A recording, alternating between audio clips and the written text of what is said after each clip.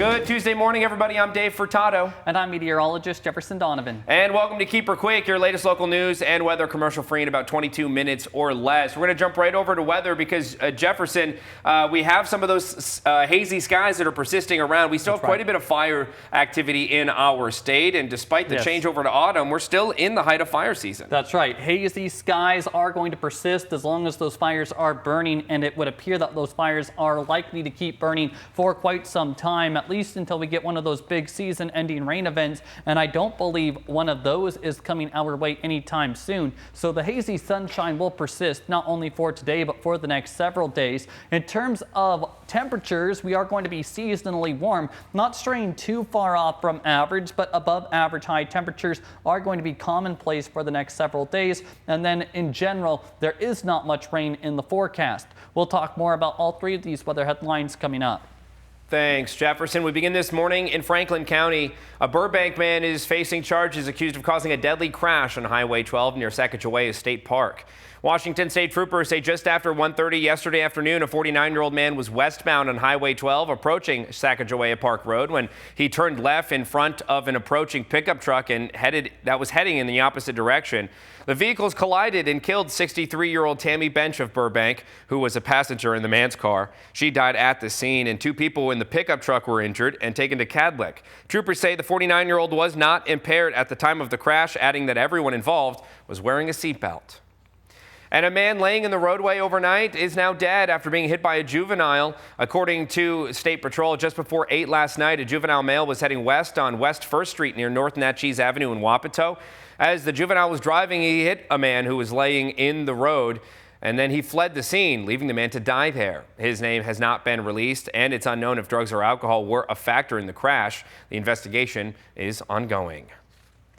And Richland police are on the lookout for speeders. As they posted a couple of days ago, they'll take you to jail and take your car if you go too fast. Take a look at this picture. They posted this radar readout showing the car going 77 miles an hour on Keene Road just before 9 Friday evening. The problem with that, though, is the speed limit is only 45 miles an hour. The driver was booked into the Benton County Jail for reckless driving and his car impounded.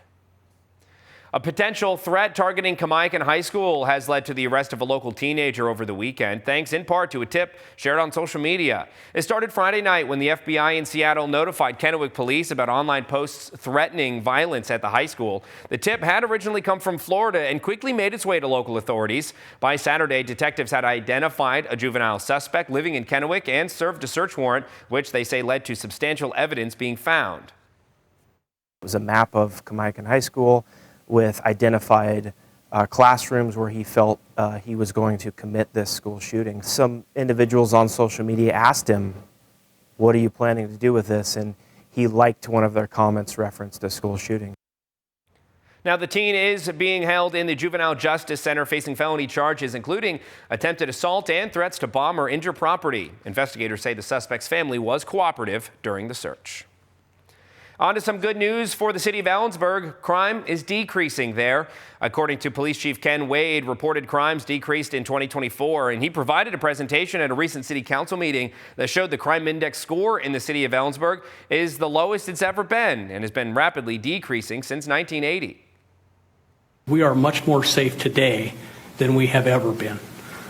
So those in the community that remember the good old days, like myself, I think a lot of that is skewed because we didn't have social media. So we didn't know every single thing that happened every single day.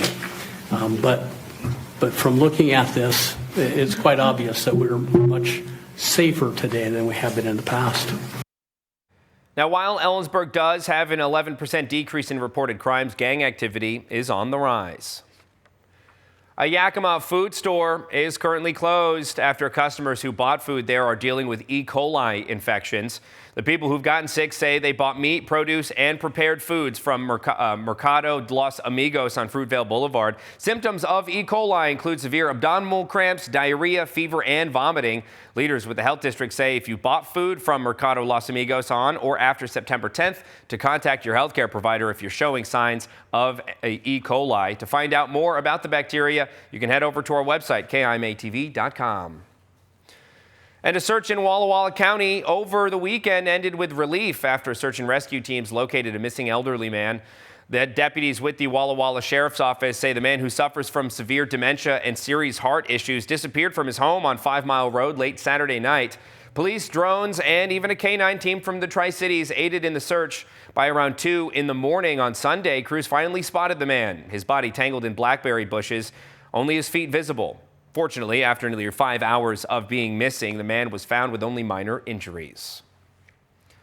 Switching gears this morning, crews in Benton County were able to rescue a dog from a house fire yesterday. The Benton County Sheriff's Office posting these pictures from the scene in the 1700 block of South Gum Street. They were helping Benton County Fire District 1 and the Kennewick Fire Department when they went inside the house and didn't find anyone inside. They were able to rescue a dog and reunite it with its owners. There's no word yet on what caused that fire. And speaking of fires, we're going to talk about the latest in Yakima County on the Wildcat fire. It's burning around Bumping Lake west of Natchez. And new info shows containment has fallen slightly to just 7% as more than 9,400 acres have burned. Cool temperatures and light rain on Sunday helped moderate fire behavior, which remained minimal despite gusty and erratic winds. Firefighters working near Bumping Lake continued mop-up operations while other crews continued to progress in areas where the equipment is no longer needed. Dump trucks removed large amounts of debris along Bumping River Road and around the community of Goose Prairie. Suppression repair work began yesterday in areas where initial attack was carried out. Yakima County has declared a level 2 get set evacuation level for Goose Prairie and Bumping River Road. And with that, let's jump right over to meteorologist Jefferson Donovan. Jefferson, the Wildcat fire, just one of 5 large fires in our area. In the top 5, at least, we have several fires that are burning. All of them are in those kind of smaller range, but any fire is bigger, is any fire that is out there is too big for this time of year, especially since fire season's underway. And any fire does produce smoke too, and of course smoke does have an impact on our air quality. Haze and smoke concerns are going to continue for the next several days, and I would venture to say for the foreseeable future, until we do get one of those big season-ending rain events, which just does not appear to be in the cards anytime soon. Let's take a look at the haze and smoke forecast for today. Haze and smoke concerns are going to persist around eastern Washington and northeast Oregon. In fact, this morning we have been registering moderate air quality, and it wouldn't surprise me if moderate air quality across the region did continue throughout today and again for the next several days as the number of wildfires continue to burn in the northwest and continue to put haze and smoke into the skies, and those hazy, smoky conditions will continue to have at least some impacts on air quality and will also be making a bit of a hazy sky as opposed to a bright blue sky. Otherwise, temperatures will be pretty pleasant today as highs do reach the low 80s in the Tri-Cities. Anticipate upper 70s to low 80s for the Yakima Valley today, upper 70s to low 80s in the Kittitas Valley, with upper 70s to low 80s as well for the Blue Mountain foothills, as we do observe hazy sunshine overhead for absolutely everyone.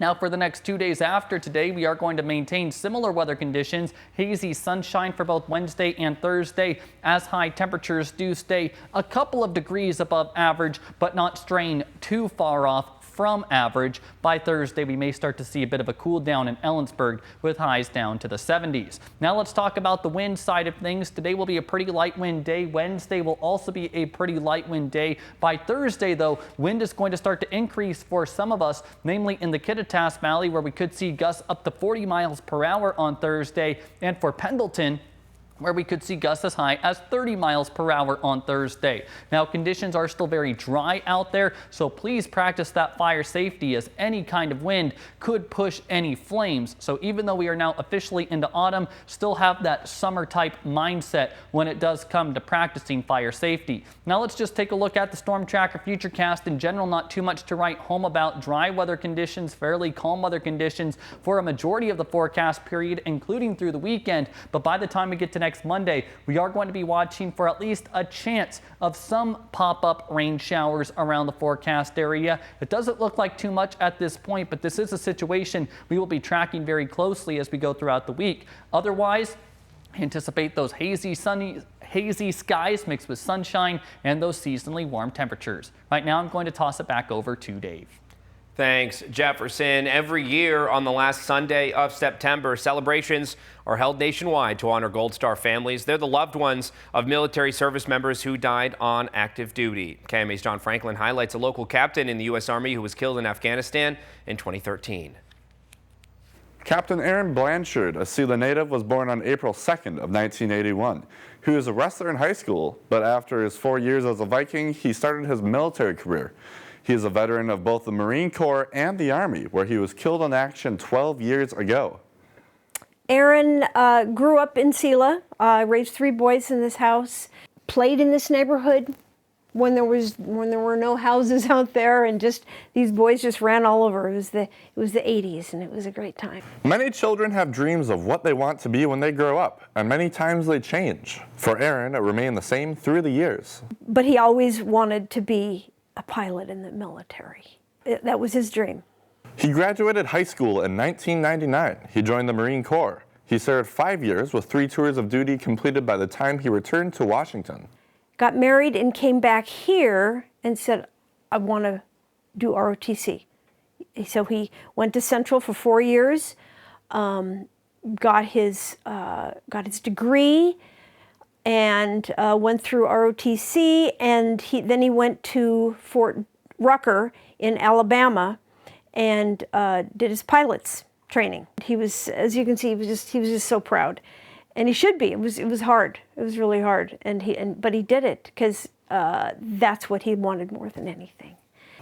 Aaron was deployed to Afghanistan as a Black Hawk helicopter pilot and a captain. He was killed on April 23rd, 2013. I was practicing in the front room there, and I saw a car pull up in front of the neighbor, and immediately I thought, it's 9:45. Who's outside?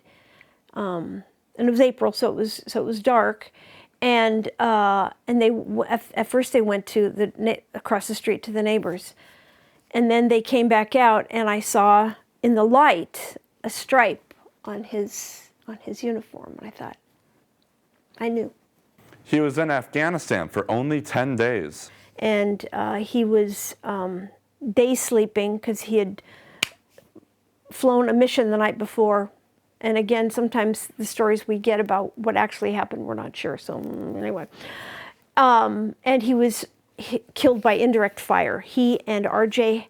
Hess, another pilot, were day sleeping, and indirect fire insurgents would just shoot these rockets randomly into these bases, and they were sleeping, and they were killed instantly. Aaron's father and his 2 brothers met his body in Dover, Delaware when it returned to the United States, but it was too much for Laura. I just couldn't see my son. I couldn't see his coffin, and I don't know if I regret that, but I still feel like that, so I can't, overthink how I was feeling 12 years ago. He was brought back to Central Washington by his brother Michael, who was serving in the Army at the time.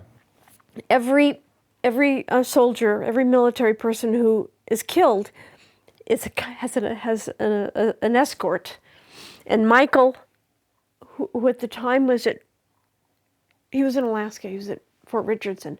He flew, and they had to kind of wait till he got there to Dover. And he accompanied Aaron all the way back on the plane because he was his brother's escort. 12 years later, Laura still lives in the home where Aaron was raised. Her healing process is still ongoing.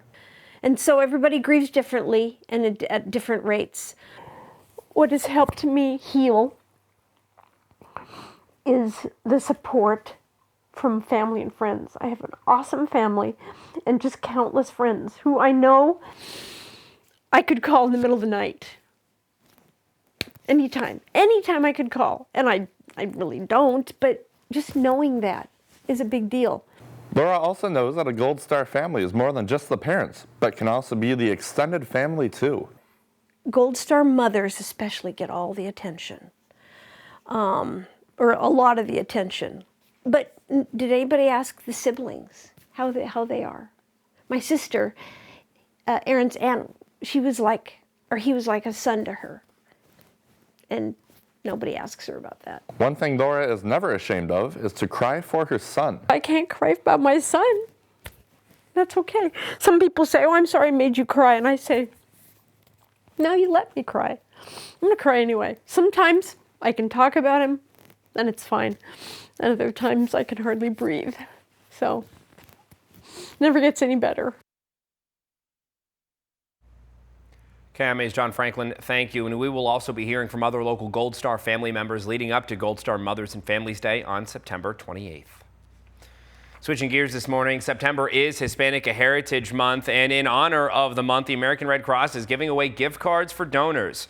Anyone who donates blood or plasma will get a $10 Amazon gift card, and through the Red Cross's partnership with Peanuts, donors will also get a free Peanut sweatshirt. Now, they're incentivizing to encourage more Latinos to donate. Red Cross officials say more than half of Latinos have universal blood type O negative. To donate, you just have to pass a 5-minute screening.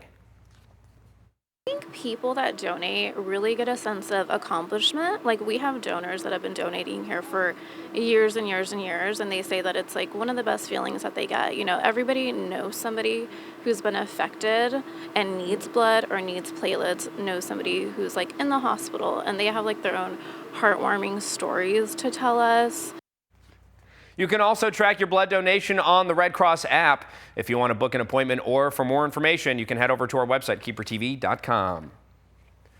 Food prices aren't getting any cheaper, which makes it difficult for families to put food on the table, especially families without much money who have to go to the food banks for help. But the food banks are also struggling. KMA's Anissa Williams tells us what the folks over at the Toppenish Community Chest are dealing with. I think we'll be okay for the next couple years. Like I said, when it comes to because of that big grant that we got, and then just kind of stretching what we have and trying to do a good purchases. It's not gonna just use all my funding, but we work for local grocery here in store that has been really good for us. So he helps me with the prices and the shipping, so I don't have to do a lot of those extra expenses. What's making that stretch harder? Chavez points to changes in SNAP benefits, inflation, and the rising cost of living. She says the number of families they serve, usually between 800 and 900, has only gone up slightly, but that could change soon, especially as more layoffs and SNAP reductions take effect. One of our clients, she actually told me that I think she was getting almost $400 of food stamps for her and for family, and she was cut down this month to less than 100, which is gonna make a really big impact on her family, because that's what they used to buy their food, because they're not working enough hours either to make it through the years. And families aren't just coming from Toppenish anymore. Chavez says many are now showing up from towns like Granger, Sunnyside, Wapato, Grandview, and even Yakima. I think what the families are trying to do is actually hitting the food banks when we're open, and so they're trying to accumulate as much food as they can so they can actually feed their families. And also the prices are so expensive that even the little bit that they get is not lasting for the whole month, and we can't give them enough to last them through the month either, because what we have right now is really shorter compared to what we had last year. Chavez says many food bank leaders don't often get to voice their concerns, but being part of the Washington Food Coalition gives them a seat at the table. And when it comes to serving undocumented families and local farmers, she says their contributions can't be ignored. We have so many in town. You can tell right away the difference in our stores when they're scared and they don't go out. You can see it in our schools. And to me, it's unfair because they do contribute to our economy. They're not here taking from anybody, and they're here in our food bank. When they get extra vegetables, they share with the rest of us. Reporting for Action News, I'm Anissa Williams. KMA's Anissa Williams, thank you. And the Washington State Auditor is reporting the city of Wapato is at risk of not being able to pay its bills or keep services running at current levels. In a report covering 2020 through 23, the auditor found the city repeatedly spent money it didn't have, going over budget by more than $1 million in some years. Wapato also borrowed from city funds without following legal steps. Now, the auditor recommends city leaders create a clear financial recovery plan, though as of now, city leaders have not responded to the findings. And some changes are coming to how Richland pays for road repairs. City leaders say they're planning to scrap the $20 car tab fee and replace it with a small sales tax increase. Starting as early as the new year, a 0.1% sales tax, which is equal to about a penny for every $10 purchase, will go into effect. City leaders say it's a smarter financial move, and the change will more than double the revenue for street maintenance, bringing in more than $2 million a year. It also spreads the cost to anyone who shops in Richland, not just those who live there. The car tab fee has never been popular since its inception, and one of the main reasons is that everyone in the region utilizes our roads, but through a car tab fee, we can really only assess Richland residents. Now, Richland's move to scrap the car tab fee comes as Pasco considers enacting a $30 car tab fee for their vehicle owners, a move that has generated criticism locally and abroad. And finally, the Yakima Symphony Orchestra's new season begins this Saturday. KMA's John Kennedy O'Connor tells us what the new season has in store. The Yakima Symphony Orchestra's 25-26 season is titled Let's Dance, and it celebrates the dance music of composer Johann Strauss Jr. And every piece on each of our 10 programs has at least one work by Strauss Jr. We start this season next weekend, September 27th, with Beethoven's Symphony No. 6, as well as a piece by Jill Haley, who is the local composer who wrote about the national parks. And the theme is music and nature. In October, we have the first of our pop series, which celebrates the actual 200th birthday of Johann Strauss Jr. on October 25th, and there's an entire program of music by Strauss. Then we jump ahead into January, and we have a piece where we collaborate with the Yakima School of Dance and perform Jared Impachacha Aha Tate's That's a mouthful. Winter Moons. Oh, absolutely. I'm glad you had to say that. I practiced in the mirror beforehand, don't worry. And the season ends with Carmina Burana, which is a famous work by Carl Orff. And it has our full symphony chorus and 3 local vocal soloists. Now, you say there are 10 shows in this season. People can still buy tickets individually, but they can also buy season tickets. That's correct. Subscriptions are still on sale, which come with preferred seating and slight discounts. John Kennedy O'Connor, thank you. And thank you for watching this episode of Keeper Quick. For more local news and weather, you can head over to our websites. It's keeper and KIMATV.com, as well as our Facebook pages. But while you're here, be sure to subscribe to our YouTube channel to keep up with our latest mini newscasts Monday through Friday. Have a terrific Tuesday, everybody.